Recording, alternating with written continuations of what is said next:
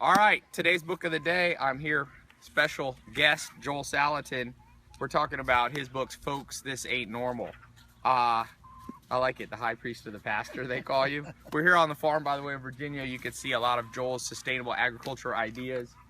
The egg mobile, the hoop houses for the chickens, the feed buggy, the trellis, grapes, beehives, and sheep all in one.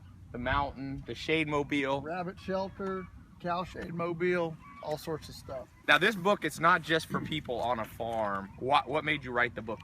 What made me write the book was because I was doing so many college lectures, college presentations, and I realized that these young people today really thought that today's living is normal. Right.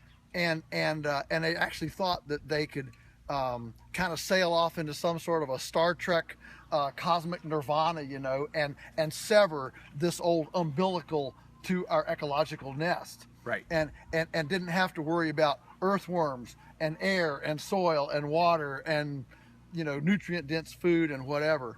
And so it just struck me that I wanted to bring to them, here are the principles and the patterns that have stood the test of time, that are actually more normal, right, than playing 20 hours of video games a week, not knowing what vegetables are in season, what vegetables are out of season, not having a home larder with your home processed, prepared, packaged, preserved food, but rather having all of your food in cans with unpronounceable ingredients down at the supermarket. You know, right. Those are extremely abnormal. And but so we think they're normal. Because we have a short memory. Right. We all have a very short memory. People think eggs come from the grocery store. Yeah, or milk comes from a bottle, or right. For that matter, that milk, you know, should be pasteurized in order to be edible. You know, well, humankind's been drinking unpasteurized milk a lot longer than we've been drinking pasteurized.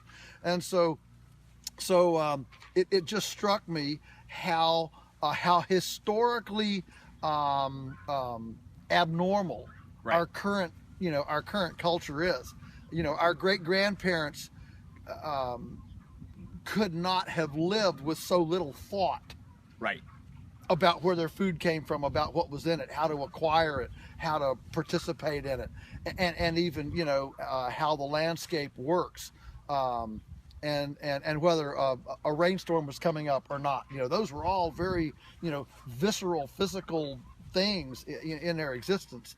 And so there's a lot of humor in the book. I mean, there's obviously a lot of humor, satire, and stories. In the title, "Folks, This Ain't Normal," is essentially it's a critique saying, okay, all right, we're not normal now. What are the templates and the patterns that have stood the test of time? right, That we can incorporate in our daily lives, not giving up our technology, not giving up our, you know, our indoor plumbing and stainless steel and whatever electricity, but how can we use those historically resilient patterns in today's sophisticated high-tech world? That's the question. Because I remember, you know, when I did an apprenticeship out of high school with you, used to always say, in the end, Mother Nature laughs last. And that's really what it's about, when we get so detached from this, Yeah. which is really the reality, Yeah. and you go into the world of video games and Grand Theft Auto and cities with 14 million people. Yeah. The next thing you know, you're so detached that you end up, I always say, Mother Nature should also be the teacher of last resort, because she's the meanest teacher. Yeah, that's right. That's right. And you know what? When we take shortcuts, nature always finally balances the sheet. You know, right. Makes it all work out. And so this is not a hopeless book, and it's not a you know, fist pounding, you know, pulpiting sermon. It's rather an encouragement and an embrace of the you know, of historical normalcy, and how do we reestablish roots? How do we reestablish roots that are meaningful and allow us the distinct privilege and joy of coming alongside nature as a participant Right. in the healing process. Right. Because I think many of us are actually hurting ignorantly. Nobody wants to hurt.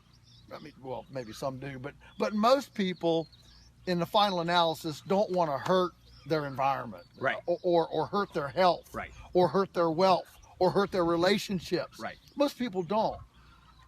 But many people today, as you said, are so detached that they don't know those historically tried and true patterns. What's the horse to bet on? Well, the horse to bet on is the one that's won 5 races in Right. a row, Or- not the one that's never been in a race. Right. And right now, with Salmonella, Campylobacter, unpronounceable food, supermarkets, and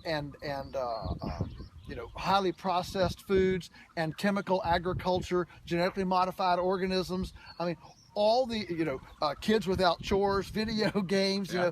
all of those things are a horse that's never been in a race before. Yeah. We've never been this It's not place a good. before. It's not a good bet. No.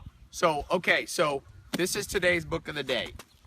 So there should be a button right below this. You can click, you can buy this. Got a special price straight from the author on the book. And in addition, not only are you getting the book, remember when you get it here with on my site, you also are getting the author's notes, not just my notes on the book, and a special video note version. So that's something that you don't normally get with the book that we've recorded.